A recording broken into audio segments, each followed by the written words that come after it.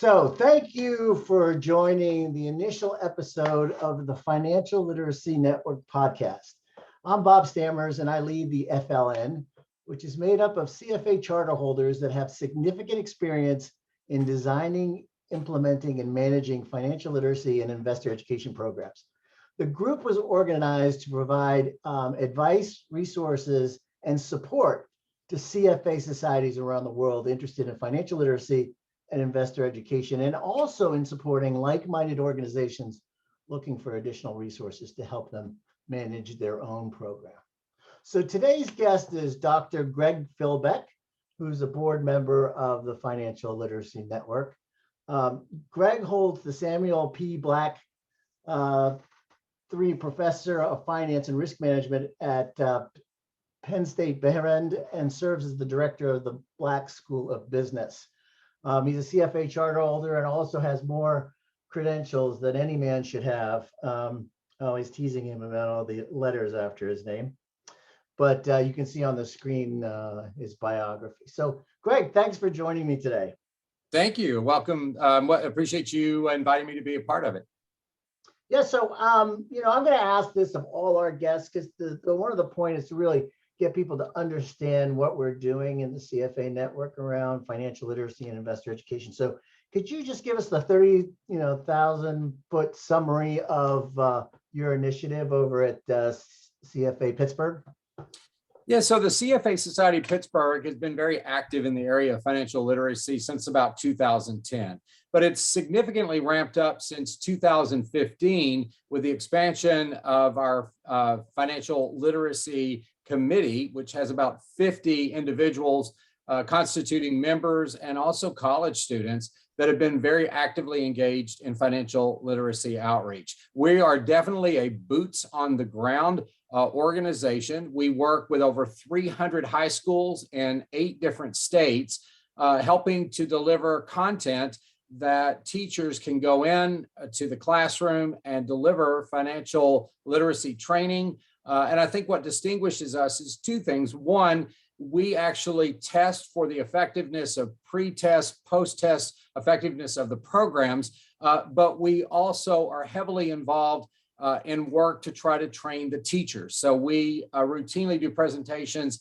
as a part of Act 48 conferences in the state of Pennsylvania to help teachers share resources and also to provide them with materials that will help them be successful in the classrooms.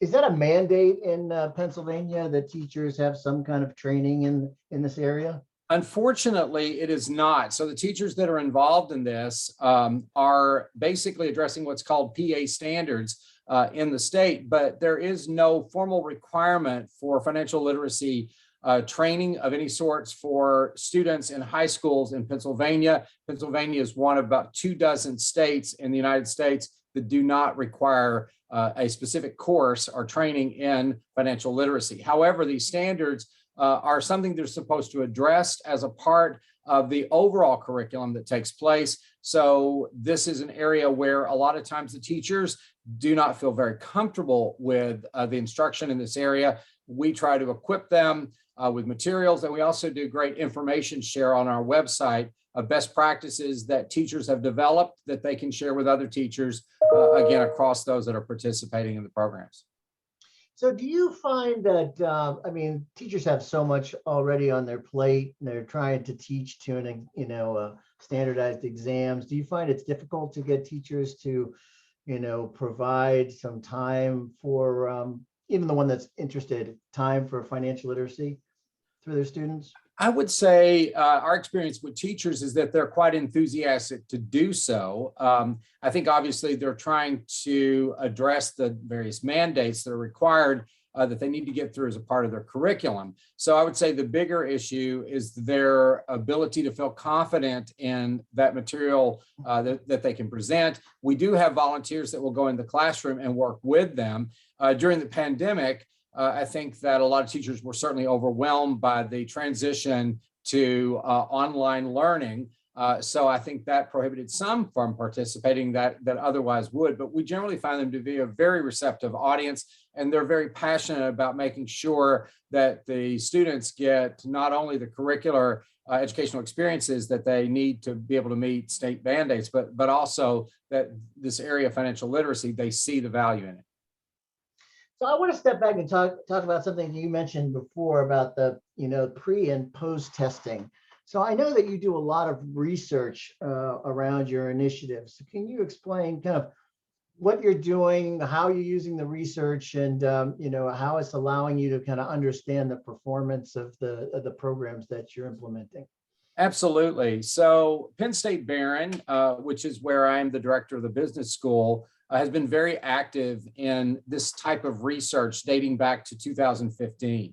And one of the things that we thought as part of the CFA Society of Pittsburgh, and I served as president of that society for 4 years, was that it's important that we not only deliver this financial literacy education, but we can actually show that the program is effective. So we work with a book called The Missing Semester, and we use that as a basis for the ability for the teachers to be able to incorporate in very applied lessons related to financial literacy. So what happened is that we developed basically a pre-survey and a post-survey to look at the effectiveness in 4 broad areas. And that was related to the areas of financial behavior, subjective knowledge, what we call then objective knowledge, where we actually test the ability for them to show improvement, and self-esteem. And so we have published 2 articles already on the subject using, again, sample sizes that are around 1,600 individuals. So again, it's quite a large sample that we've worked with. And this is, I think, very important as we try to lobby to state governments and so forth. We did see the National Association of State Treasurers. We did a presentation for them in Rhode Island a couple of years ago. Several states signed on to participate in what we're doing. And then there was a send out from the state of Pennsylvania endorsing our program to all high schools. Again, almost 600 high schools in the state of Pennsylvania. So I do think it gives you more credibility when you can show the type of programs you're putting together. You do have that analytical support for their effectiveness. So so the research that you're doing, I mean, is it something that if another organization, let's say a CFA society or a nonprofit, wanted to implement, was something that they could do? I mean, how technically difficult would it be for someone that's obviously not an academic like yourself to do some of this work? Absolutely. So one of the things that we are looking to do is expand that work. I mean, obviously at Penn State Barron, we are running the analytical piece associated with the CFA Society of Pittsburgh.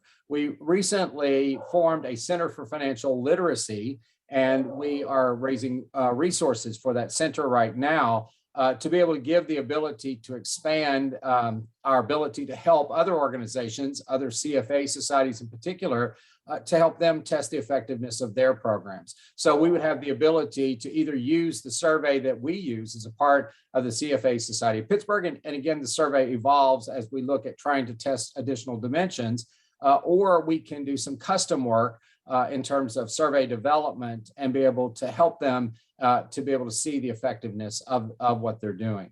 So that is something we're very much looking to expand in. And we've actually talked to several CFA societies that have indicated an interest in having us partner and help them through the Penn State Barron Center for Financial Literacy.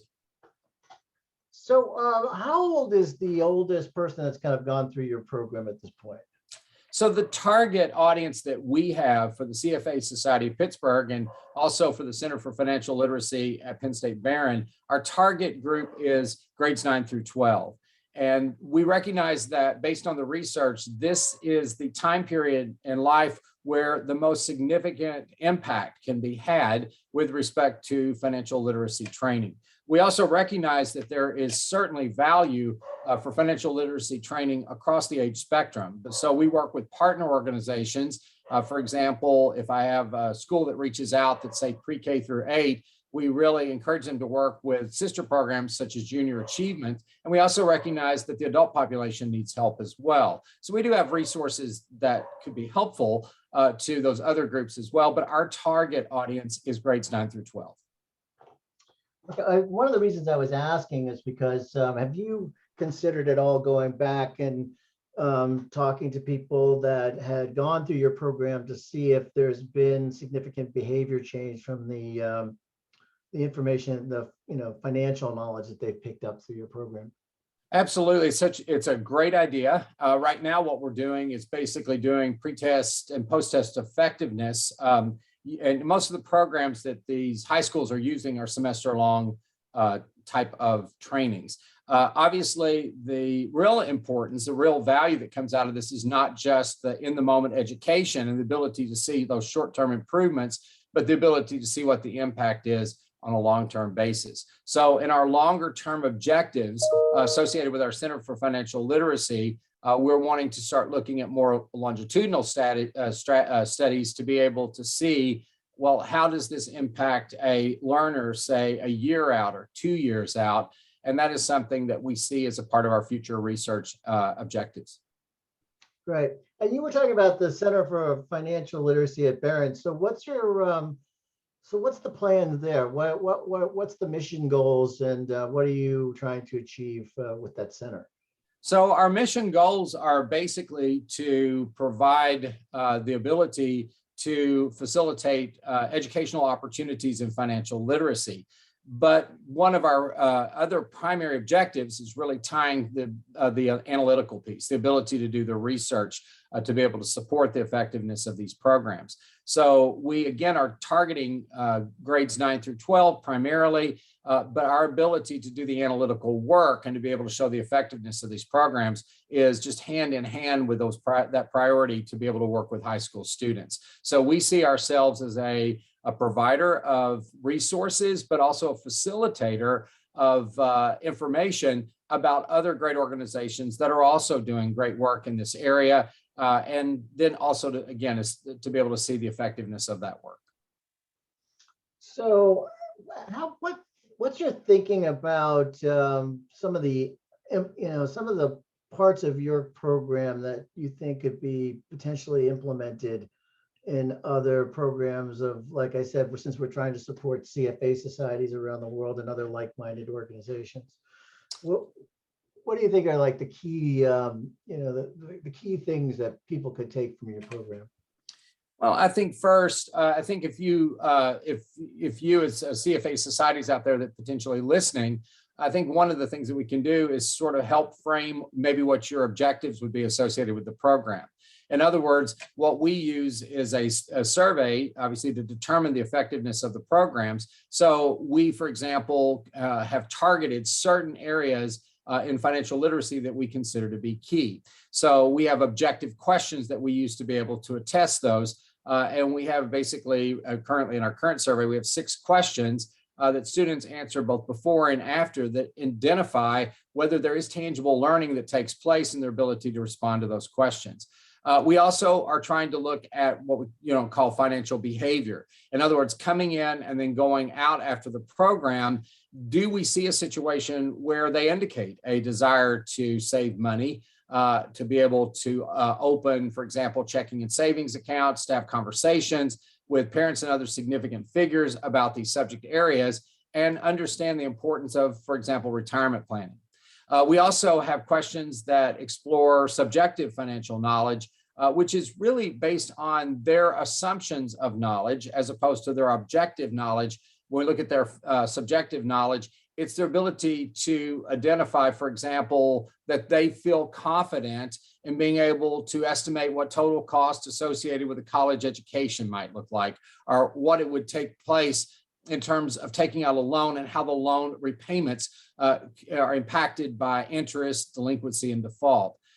The other area I think that is critical and where we actually see the greatest improvements in our programs is what we call self-esteem. A lot of folks are identifying their reluctance or lack of confidence in financial literacy in their identification of a response called "I don't know." So, for example, when faced with an objective question, about, is it safer for you to put your money in one investment or put your money in multiple investments? We measure the reduction in the number of I don't know responses over the course of pre-test and post-testing. So that self-confidence piece is where we see the greatest improvements in our programs. And that, I think, is very important, because I think a lot of times this lack of self-confidence, or self-esteem as we label it, prohibits them from asking key questions when they meet with lenders and others that would be involved from a investment planning standpoint, where they could continue to build on that knowledge and education.